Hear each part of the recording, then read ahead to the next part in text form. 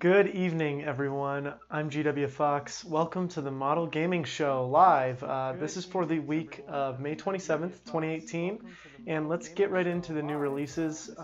First, we got 4 games releasing on May 29th. That's Friday. Street Fighter 30th Anniversary. It's currently sitting at an 82 on OpenCritic. Yoku's Island Express. It's like an adventure pinball game. Really cool. It's got an 83. Then we got the Sega Genesis collection. It's like 52 games, 51 games released for PC, Xbox, PlayStation 4, and it's at 76, so that means even though they've implemented some stuff, from what I've read, they could have done a better job, honestly. And while a lot of the games are fun, they could have had some more winners. Then we got, excuse me, then we have that Sega Genesis collection that's on Metacritic. It's not even listed on OpenCritic. Moonlighter. It's like this action RPG, like roguelite kind of thing. I just wanted to bring it up since it seems like a really cool indie game. It's currently sitting at an 83 on OpenCritic. And I forgot last week, I just must have blanked since it was like a remastered. Dark Souls Remastered came out on May 25th at an 86.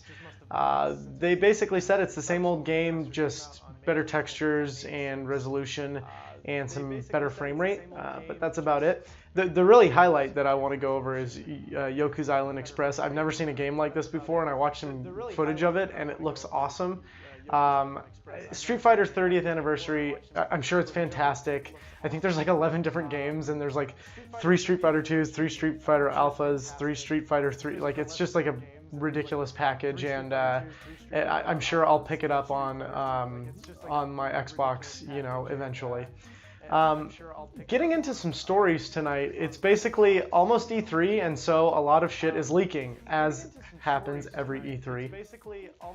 So first we have Fallout 76. So there's no Fallout 5 or 6 or 7 or anything like that. They skip straight to Fallout 76. And from the little lore that I read, this was basically supposed to be released, I think, or released from the vault 20 to 25 years after the blast. And this was kind of supposed to be like the perfect vault society. Do you know what I mean? Like, after everything's settled, this was the one released. Jason Schreier of Kotaku reports and backed this up pretty seriously that this is going to be an online game. It's not going to be just a standalone single-player RPG. There's going to be heavy RPG elements. Now, that's not to say that it still won't be the same old Fallout. I hope it's something more, considering Fallout 4, while it did get good reviews, was kind of blasted for being the same thing as 3 and New Vegas. Not much has changed, it's just another Fallout. So I hope they change it up a little bit. That's actually kind of what dissuaded me. I tried to play New Vegas, and I put, I think, 90 hours into Fallout 3, and including the expansions and whatnot. And so that's what kind of bummed me out on New Vegas, is that it just felt like more of the same, and I've heard it's great. And Fallout 4, just like that damn brown look. I know it's post-apocalyptic and stuff, and there was, neon, and you have partners now and all that stuff, but it's just this damn brown game. And so that's a big reason why I didn't play Fallout 4. This has my interest, at least. Persistent online world, that could be pretty cool. Another leak, this time from a toy retailer. Assassin's Creed, I feel like it's leaked every year, but in this way, it's kind of absurd. So it's called Assassin's Creed Odyssey. It takes place in ancient Greece. I'm really excited for that setting. For me, Egypt was really damn cool, and I will play Origins eventually. I'm kind of waiting. The second big expansion came out, and people are raving over it. They're saying it's basically just like The Mummy.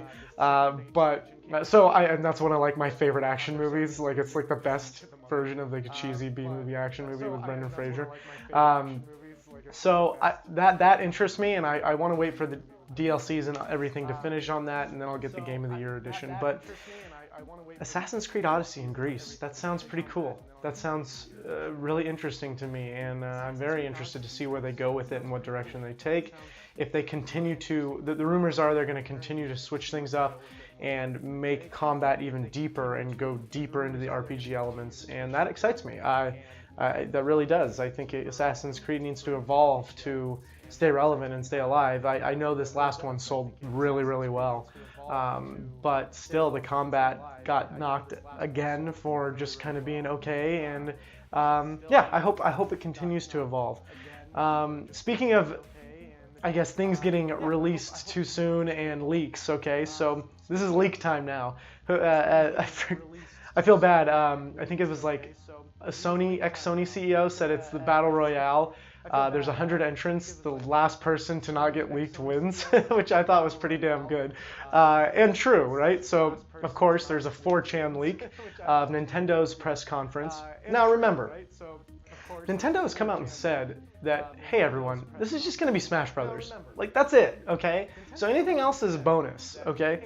So 4chan leak had a presentation of 9 different games, I think it is. I'm sorry, don't quote me on the number, but we'll read them off. I didn't bother counting.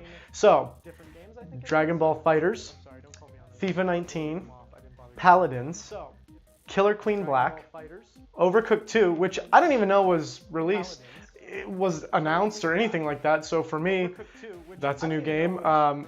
Starlink, Mario Tennis Aces, and Monster Hunter's Generation Ultimate. So that's 8, right? Okay, so there's 8 games coming to the Switch. Monster Hunter's Ultimate, or Monster Hunter Generations Ultimate, God, that's a mouthful, to me is the most interesting because it is not the Monster Hunter World that just came out. It's the old one, like remastered, and it's still that old style. Now maybe they're going to bring some of the new systems and things like that World did, but I doubt it. But I still think that's okay. I don't think the Switch can handle Monster Hunter World, honestly. That game looks pretty damn good, okay? Looks pretty good, and I don't think no matter how much optimizing you're getting anything like that on the Switch. So I'm glad that they're getting a Monster Hunter. Those games have always been on the 3DS, not always, but they've been on the 3DS the last couple of iterations, and they're wildly popular, and I think it's going to do really well on the Switch. Honestly, Dragon Ball FighterZ is cool, but I think the fad on that has kind of passed, except for the fighting game community. I don't know what Killer Queen Black is. Starlink, I'm unfamiliar with as well. Paladins, I don't know what the hell any of these games are. FIFA 19, I feel like that's a no-brainer. Mario Tennis Aces, we already knew it's getting released like 10 days after E3 or something like that. So great, I'm glad it's there, that people get to play it and rave about it. It looks really damn fun. And yeah, Monster Hunter's Generation Ultimate looks pretty cool. So that might be the next game that I pick up for the Switch after Tennis Aces. So the big story, okay, big thing I want to talk about this week. All right, getting into it is Pokemon basically dropped like a big bomb right before E3, which basically tells me there's going to be absolutely no presence at E3, right? There's not going to be anything. They announced Pokemon Quest, which basically looks like a smoothed out Minecraft style where the Pokemons, the Pokemon and all the characters are like little cube figures, and it looks okay, but it's for mobile. They released a demo, which is kind of odd that they would release it now instead of build the hype for E3 and then just release it. I think that would have played a little bit better because you're building hype now for something and people are playing it and they're just like, it's okay. Where if you would have hyped it up, then after E3 and release it, or hell, if you could have managed to release it, because it's releasing in late June, right? Or in June. So I'm guessing it's going to be released at E3. That just plays so much better if you go, oh, hey, we got this new Pokemon game. It's available for mobile. And here's the look. Here's a quick look. It is available right now. Go download it. That is so much better than, hey, why don't you guys check out a demo 3 weeks before. It came out on the 29th. So 2 weeks before. And then, it'll be out at E3. I don't get that move. I don't get it at all. Let it leak and let people wonder what it is. I don't understand that play. But whatever. It's not a game for me. It just looks like a fun little mobile game, whatever. It's not like a mainline game. Speaking of not mainline games, the next game that they announced, okay? Pokemon Let's Go Pikachu and Pokemon Let's Go Eevee. So this is in the vein of Pokemon Go.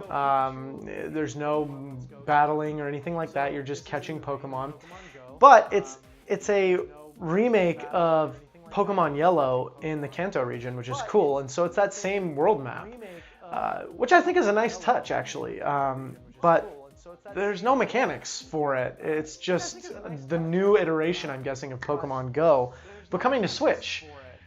I'm assuming it'll come to mobile too. I can't imagine it wouldn't, but it just seems like a weird. I don't know if the Pokemon Go fad is past yet. I don't know how many people are actually playing that still. I never played it. Didn't interest me.